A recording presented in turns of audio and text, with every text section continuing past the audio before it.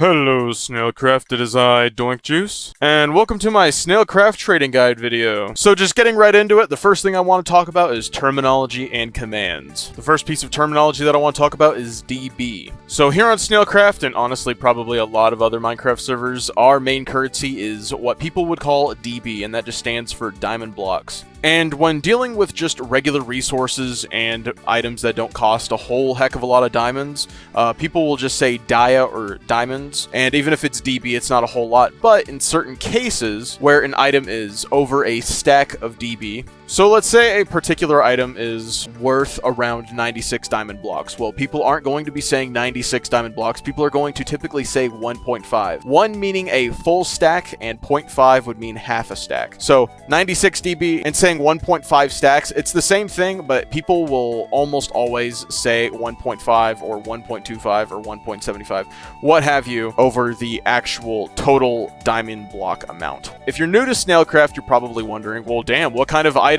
costs over a stack of 64 diamond blocks? Well, that brings me to my next piece of terminology, rares. So what rares are, and I'm dripped out in head to toe with these things except for my pants. These magical little items called rares come from monthly crates, and you can get the keys by voting. And I will that's for a different portion of the video. But there are items called rares that you can get from the monthly crate, and sometimes they're worth 32 DB, 48 DB, whatever, under a stack, and some are really good and they go over a stack. And on the server, whenever a monthly crate finishes, all the rares from the previous month's crate will not be obtainable unless you happen to have a key from that crate. And I will get into all the whole crates and keys and stuff part later on. That brings me on to my next piece of terminology, PC. And what PC stands for is price check. People say this after the name of an item they want to know the price of, because on SnailCraft, the market is free and open, so prices are constantly changing. The items on the server might as well be crypto coins. And price checking actually ties into the next piece of terminology I want to shed some light on,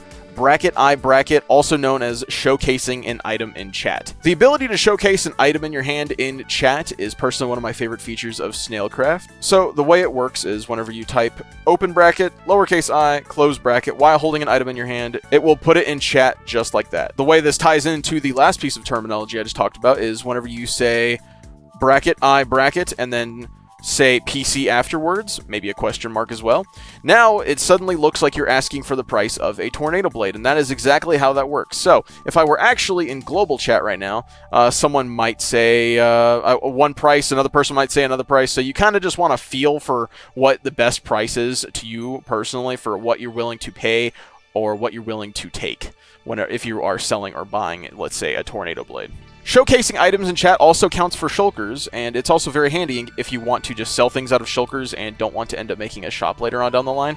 But you just type in bracket I bracket in chat, and then now the name of my shulker is selling, so it will just say the name of the item. But whenever you click on it, you can see all the different items that I am selling. So what you can do is go into global chat, showcase your shulker, and then bam, people can just look at your stuff in your shulker and message you if they are interested in something. And similar to showcasing an item, there is the bracket INV bracket command. So whenever you just type in bracket INV closed bracket in chat, it will pop up your name, and then it will say like Doink Juice's inventory in this case. And whenever you click on it, it will show your levels, it'll show your name, it'll show all the armor you're wearing, the thing in your left hand, yada yada yada. I'm only showing that command just because it kind of ties in with showcasing, you know, so if you want to show off your entire inventory, you can. I'm trying to get through the terminology and commands part of this video so I can get on to the actual tips and stuff. So another command, let's say you want to trade with somebody, they teleport to your base, and you want to just type locally, you don't want to type in global, and you don't want to private message them. Well,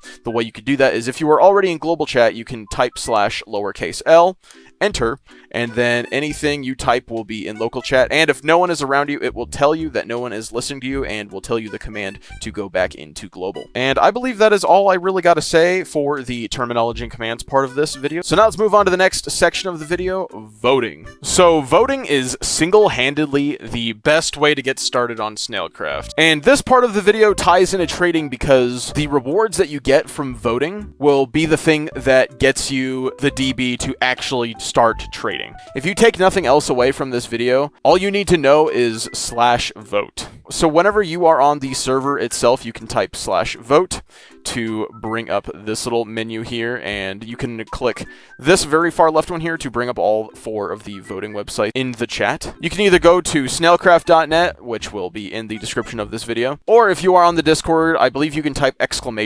!vote, and that will also bring up the voting websites. And the reason why voting is so important is because you can vote on each website once per day, per account, and you can have 2 alts and 1 main per server. So you can vote on 3. If you are a really dedicated SnailCraft player, you could vote 3 times on Firefly, and you could vote 3 times on Honeybee, just as long as you have the commitment to do so. And the rewards that you can get from voting are diamonds, claim blocks, XP, I want to say rank tokens now, those are pretty cool, vote points, and crate keys. So those last 3 are pretty important. So the rank tokens just changes your rank. So if you look in chat here, Jenny Berger used one, and they got the enchanted one. So this month's crate theme is fantasy, so that's why that looks like that.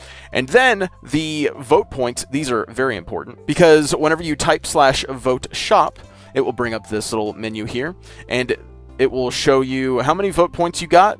And these are the vote shop books that you can buy, and I'm lagging right here. I can drag the book all over the place. So after 15 vote points, you can get either a Soul Speed 3 or a Swift Sneak 3 book. And then over here on this diamond here, vote shop items, you can buy your own head for 2 vote points. You can get a player warp token for 100 vote points. At 30 vote points, you can get a crate key for the current month's crate theme. And then at 10 vote points, you can get a Heart of the Sea. And the way that you could see both your vote points and the amount of votes you have is if you type /profile. And right here in the 2 left slots here, you can see your current rank, and you could see the amount of votes that you have given the server, and you could also see your vote points here as well. And another thing to go along with voting is use your alts, especially if you want to accrue as much DB as possible and give yourself the best odds of getting a key. And whenever you get keys, you could either use them on the current crate, or you could just sell them. For the first week of every month, the vote rewards are slightly boosted, so you'll get 30 XP levels, 5 diamonds, I think 500 claim blocks, and 5 vote points, but you don't get like 2 crate keys or 2 fantasy tokens or whatever. I believe that's all I wanted to say about voting, so now let's move on to the next part of the video.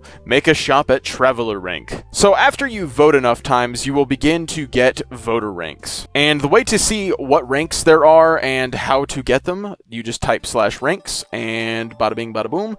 So up here, Sprout, 0 votes, but you do get 1 set home. And then at 8 votes, you get Novice, and you get 2 set homes. But at Traveler, that's when things start getting kind of cool. And the reason you really want to get to Traveler is just because you can make a shop now. And the way you get to the shops world is whenever you spawn up there, you want to run down those stairs there, and bam, right here. So here's the shops warp. And then whenever you are in there, type /shops, and just take a look at all the different commands that you can do. If you want to make a bunch of DB in quick bursts, what you want to do is sell rares and keys in your shop. Among other things, and I personally suggest ores, concrete, wool, sugarcane, bamboo, rares and keys, like I said, and uncooked food, wood. I say ores because sometimes you gotta mine ores for quests, and some people just don't want to go find those ores. So if you have the ores in your shop and someone is in chat being like, hey, I need ores, you can be like, hey, /shop your own name, and then they can get ores or whatever, because, you know, people also like concrete, they like wool. Sugarcane and bamboo are good ones to sell just because you can grow so much of it and sell so much of it at one time. And the uncooked food, that is also for quests and stuff. So if you have a quest objective that requires you to cook food, then you could sell uncooked food so that way people could cook it and everybody's happy. And just generally keep an eye on the chat for what people are struggling with, like if people need stuff. So while we're kind of half dangling off the topic of quest, that brings me on to the next part of the video, quests. Quests also have their place in the trading world, and the way to get here is if you spawn up there, you run down here, and as a matter of fact, you see this before you even see the shop part. And whenever you walk up to the quest NPC, you will see a few pieces of paper. The red stained glass is for quests you've already picked up, and I don't remember picking up the mining starter quest, but apparently I did. That's why that one's red, but this one on the very far left, this is the monthly quest. This is the only one that I bother with, just because the other ones just feel a bit too grindy for me, in my opinion. But this is the one you definitely want to do, because you will get special rares that do special cool stuff at the end, and it's all free. As long as you're willing to give up some of your time, you can get some free rares from these monthly quests. And whenever you do any of the quests, I believe that you get quest keys keys, and you can use quest keys on the quest crate, and you can get a chance to get any of these items in here, which you can then also sell for DB or put in your shop or whatever. A tip that I forgot to give whenever I was at the shops part, but I'll say now, is that while you're doing the mining quest, or just any sort of mining quest, or just mining in general, if you're not even trying to make a shop or whatever, mine all of the loose ores that you pass by while you're trying to like mine for diamonds or whatever, and then you can put them in your shop to sell later on. There's not really much else to say about quests, so let's move on to a slightly more advanced tip. When you're selling a rare, say the price you're looking to sell for. Let's say you don't want to make a shop, and you just want to sell rares by hand, or just sell them inside of a shulker box like the one I am standing on right now. So let's say you're trying to sell a wolf pelt like the one in my hand right now. And I'm just in local for an example, but let's say you go to showcase your item.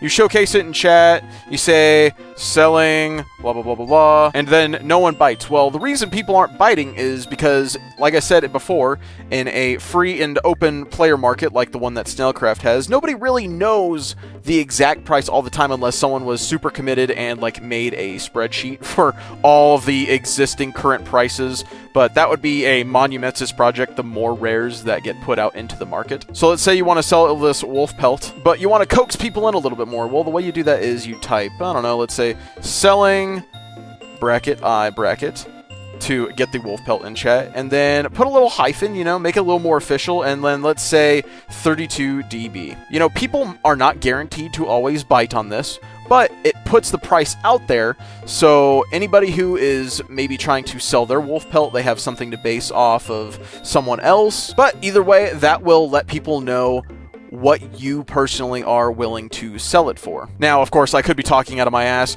but personally, I have noticed this to work and be more effective. This goes for whenever you're on the Discord and trading in the Firefly Trades or Honeybee Trades chat. If you say the price of what you're selling, people are more likely to bite just because they know what the conditions are before anybody even speaks. And for my final and probably my least watertight tip on this list, if you're uncertain about the price of a rare, ask in global. People sometimes will answer, you know, sometimes people do have the answer, so don't be afraid to go into global chat and ask how much something is.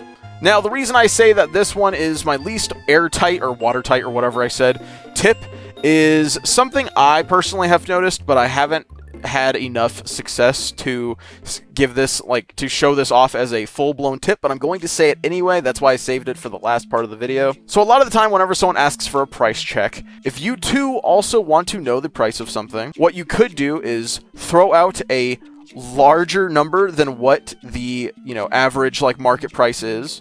And what I've noticed is a lot of the time someone will speak up as to prevent a scam from happening. Some people feel kind of compelled to speak up if someone gives a bit of a high price check, like, hey, that's a little bit too high, they haven't been selling for this or they haven't been selling like that for a while, this is a more accurate price. It kind of coaxes people to actually put their hands on their keyboard, essentially, and say a price whenever they otherwise wouldn't have.